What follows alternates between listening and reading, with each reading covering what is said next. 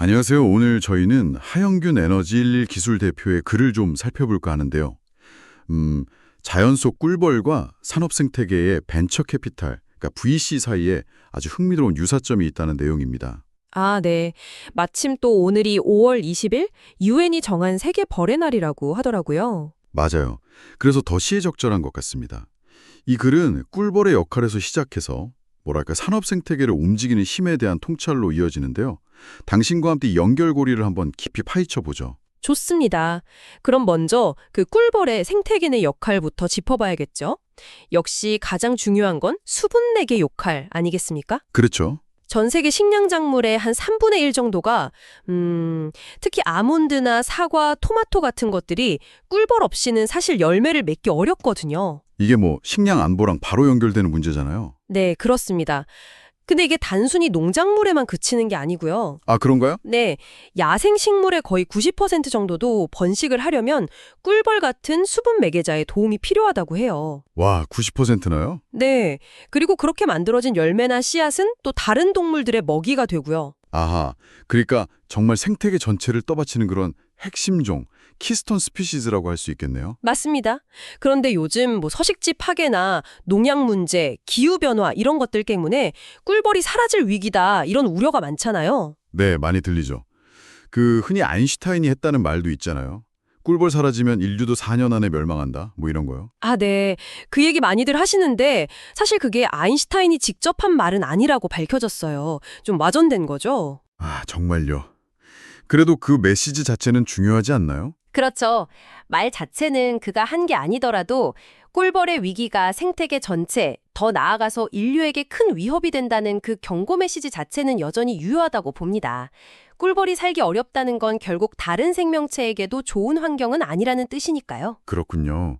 그리고 또 식물과 꿀벌의 관계를 보면 이게 아주 오랜 시간에 걸쳐서 서로 영향을 주고받으면서 함께 진화해온 그 공진화의 대표적인 예시라고도 하잖아요. 네, 맞습니다. 완벽한 상리공생 관계죠. 식물은 꿀이랑 꽃가루를 주고 꿀벌은 수분을 도와주고. 서로 돕는 거군요. 네, 그 과정에서 식물은 또 꿀벌을 잘 유인하려고 꽃 색깔이나 향기, 심지어는 꿀이 어디 있는지 알려주는 무늬, 뭐 꿀 안내선 같은 것까지 발달시켰고요. 아, 신기하네요. 꿀벌 역시 꿀을 더 잘 얻으려고 뭐 주둥이 길이라든지 이런 신체 구조를 적응시켜 왔죠. 특히 그 토마토나 블루베리 같은 경우는 특정 주파수로 몸을 떨어야만 꽃가루가 나오는 그 버즈 폴리네이션이라는 게 있거든요. 아, 버즈 폴리네이션이요? 아, 들어본 것 같아요. 네, 이런 건 정말 놀라울 정도로 특수화된 관계를 보여주는 거죠.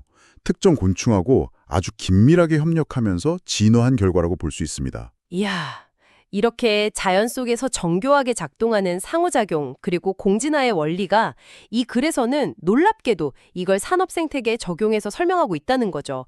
바로 벤처 캐피탈, VC를 통해서요. 네, 그게 이 글의 가장 핵심적인 비유입니다. 그러니까 산업 생태계에서 VC가 마치 자연의 꿀벌처럼 새로운 생명, 즉 스타트업을 탄생시키고 또 성장을 촉진하는 그런 촉매 역할을 한다는 거예요. 촉매 역할이요? 네, 첫 번째 유사성은 바로 생명선, 라이프라인 역할인데요. 꿀벌이 꽃가루를 날라서 식물이 번식하게 하는 것처럼 VC의 자본 투입이 스타트업이 태어나고 또 성장하고 생존하는 데 아주 필수적인 양분이라는 거죠. 아, 그러네요. 단순히 좋은 아이디어, 뭐 씨앗만 있다고 해서 바로 싹을 틔우고 자라긴 어려우니까요. 비유가 확 와닿는데요. 그렇죠. 그럼 그런 개별적인 도움을 넘어서 좀 더 넓은 시스템 차원에서의 영향도 비슷하다고 볼 수 있을까요? 네, 맞습니다. 그게 바로 두 번째 유사점인데요. 시스템적인 영향력, 시스테믹 임팩트입니다.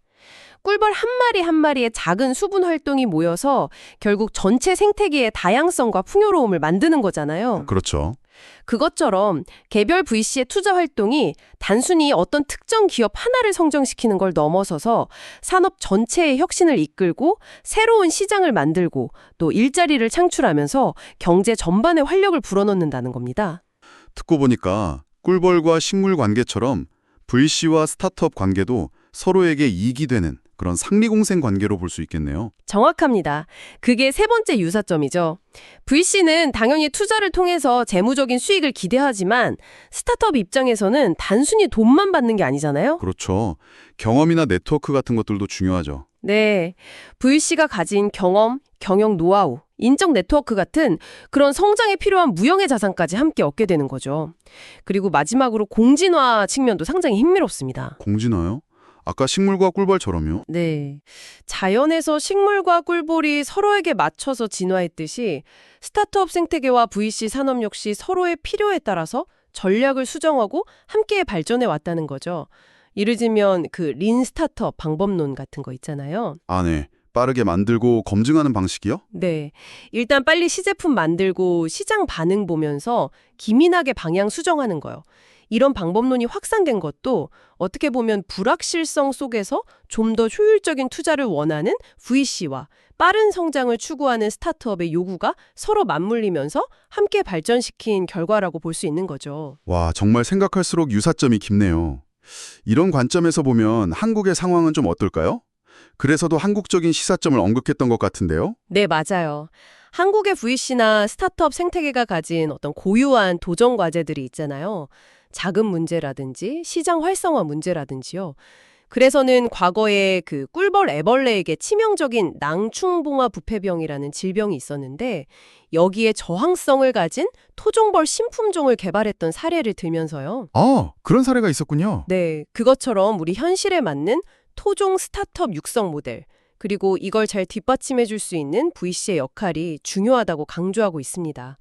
뭐랄까, 우리 환경에 최적화된 그런 수분 매개 방식이 필요하다는 이야기죠. 꿀벌과 벤처 캐피탈, 정말 언뜻 보면 전혀 다른 영역 같은데 각자의 생태계에서 새로운 가능성을 싹 틔우고 전체 시스템의 활력과 진화를 이끄는 그런 필수적인 수분 매개자라는 점에서 깊은 공통점을 발견할 수 있었습니다. 그렇죠. 어쩌면 우리가 너무 막연하게 여기거나 아니면 잘 인식하지 못하는 그런 연결과 촉매의 역할이 세상을 움직이는 어떤 숨겨진 동력일지도 모르겠다는 생각이 드네요. 네, 맞습니다. 이 비유는 비단 자연이나 산업뿐 아니라 우리가 속한 조직, 더 나아가 사회 전체에서 혁신과 성장이 어떻게 일어나는지를 이해하는데 상당히 유용한 렌즈를 제공해 주는 것 같아요. 잘 보이지 않는 연결자들의 가치를 다시금 생각해 보게 만들죠. 그렇다면 자연과 산업 생태계를 넘어서서요. 우리가 살아가는 사회, 낮 기술, 혹은 문화 같은 훨씬 더 복잡한 시스템 속에도 혹시 우리가 아직 발견하지 못한 마치 꿀벌이나 VC처럼 다양성과 활력을 불어넣는 또 다른 숨은 수분 매개자들이 존재하지는 않을까요? 당신은 어떻게 생각하시나요?